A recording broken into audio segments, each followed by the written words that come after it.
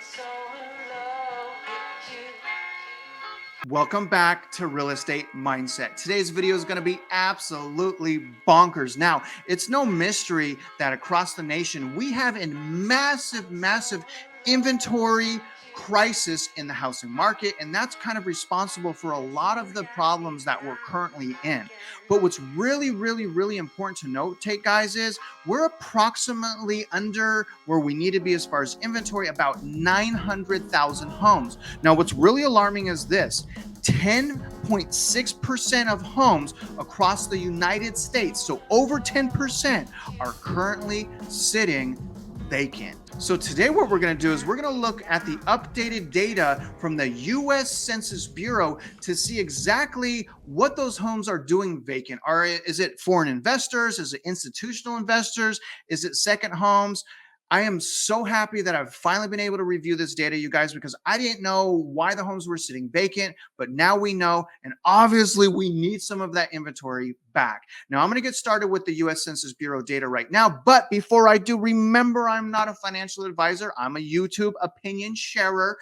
Even though my main line of work is in real estate as a realtor in Houston, a loan officer in Texas, and I'm an instructor educator around Houston as well. So I really love real estate. And if you guys can, please, for the algorithm, for the YouTube master algorithm, please like this video, share it if you could, comment, subscribe to my channel if you haven't already. And I really appreciate you guys. Let's get started on this information right now. Now, I want to read you guys this header. And again, this is from the U.S. Department of Commerce, okay, the U.S. Census Bureau, right?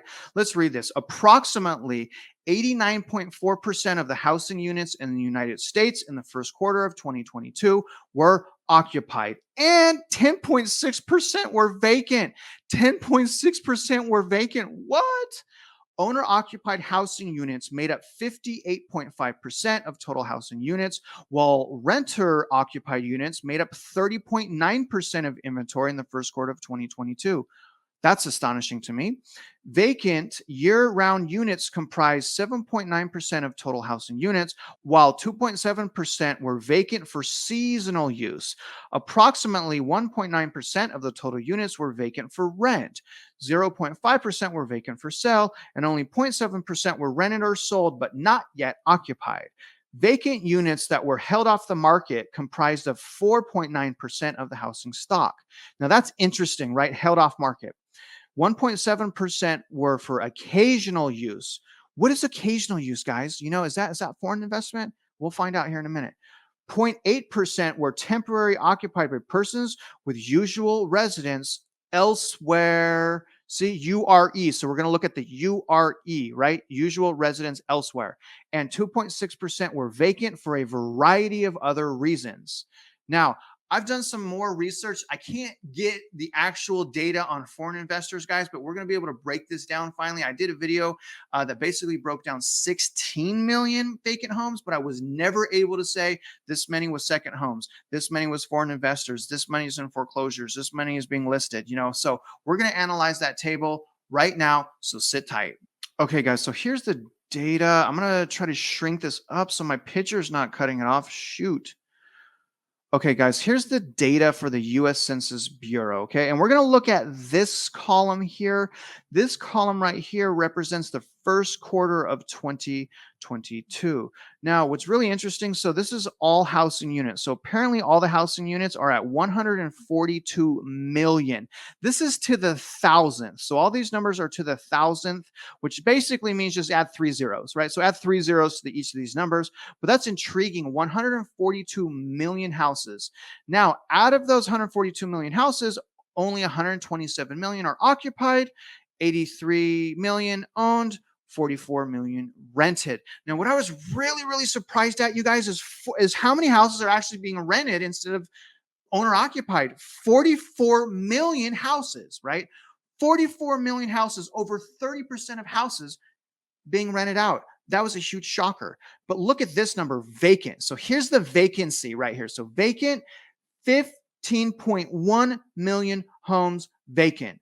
That is an astonishing number, you guys, especially considering that we are about 900,000 homes short on our inventory, and there's yet 15 million homes vacant. Very alarming. Now, year-round vacancy, look at this, year-round vacancy, 11 million of those homes sit vacant year-round. Astonishing, right? Now, look at this. So part of the vacancy is 2.7 million homes are just sitting, waiting to be rented. That's interesting. Held off market is really interesting as well. Now, held off market, I believe that is possibly where foreign investment could be. That's at almost 7 million homes held off market.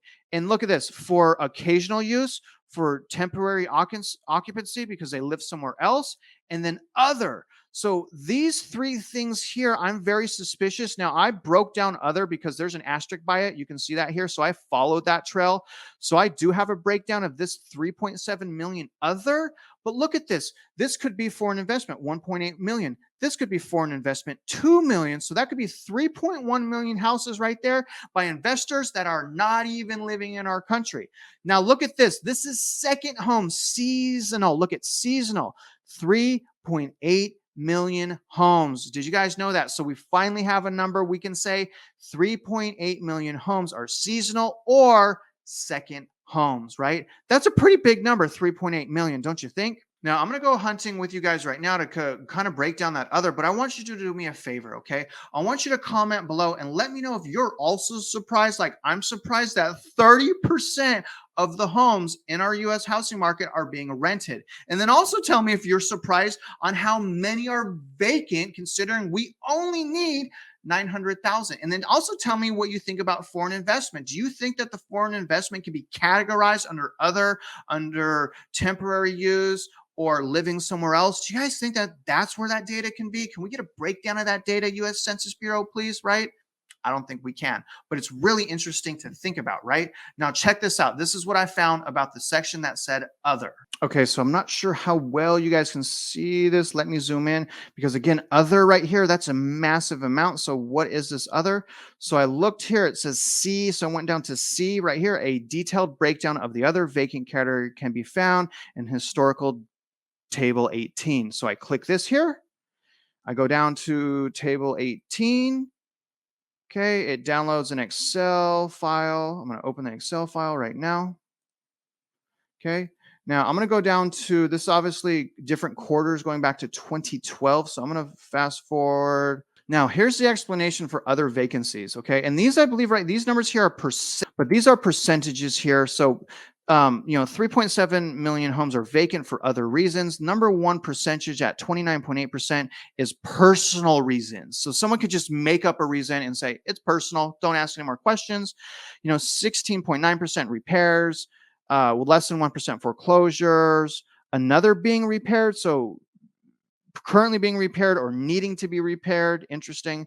Look at this. Storage, 7.8% are storage. So why are people using homes as storage? Legal procedures, extended absence, 6.6%, preparing to rent, preparing to sell. But you guys, look what else is interesting. Specific use is at 3.6% or don't know at 4.7%. So we don't have information on these two bottom ones here, you guys.